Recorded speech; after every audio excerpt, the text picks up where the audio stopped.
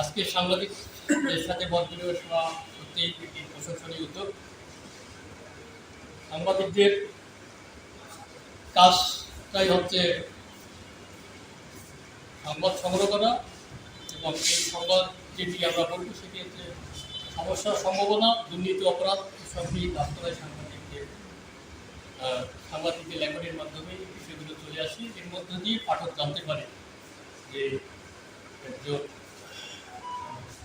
সরকার কি বলতেছে, সেটি পাঠক জানতে পারতেছে, আর পাঠক সাধারণ মানুষ কি বলতেছে সেই সংবাদের মাধ্যমে সরকার জানতে পারে যে বিষয়টি আসলে কি।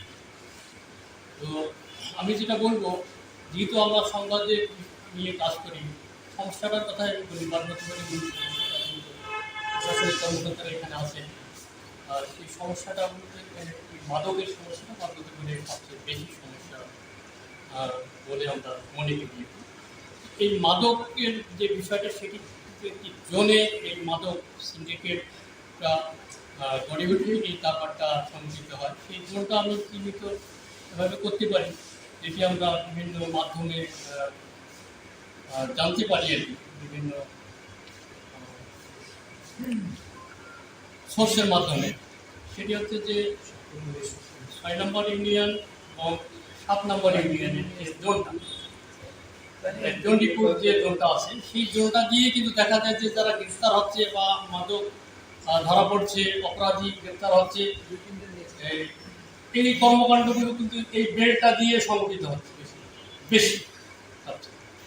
আমরা কিন্তু এই তৎপরতা, পুলিশি যে তৎপরতাটা সেটি হচ্ছে দেখা যাচ্ছে যে ওই জোনটাতে যদি একটি পরিকল্পিতভাবে যদি একটি তৎপরতা চালানো যায়, আমরা মনে করি যে এই মাদকের ব্যবহার বা মাদকের চালান, মাদক সেবন, এই বিষয়গুলো কমে আসে।